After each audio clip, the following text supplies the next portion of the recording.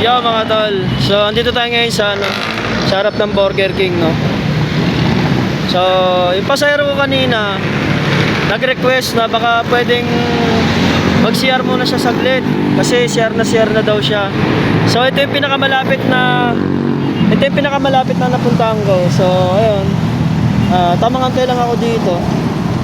So alam ko yung nararamdaman niya. Kahit ako CR na ako, syempre maghanap talaga ako ng pwedeng masiyaran, no.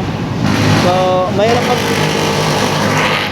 naman magpigil ng ano, di ba? Syempre karapatan natin magbawas kung kinakailangan na talaga, sobrang ano na, hindi na mapigilan, di ba? So ayan, antay lang muna tayo dito. Pag may na-encounter kayo ganyan na pasahero, wag kayo magatubili na hanapan agad ng masisiyaran.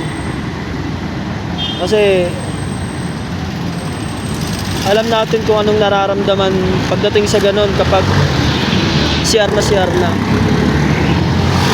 Ramdam din natin yun na ganun. Ang hirap na CR ka na tapos wala ka pang mahanapan. So buti na lang may malapit dito. So ayun, laking pasalamat naman ni pasahero. So nakapag-CR agad siya.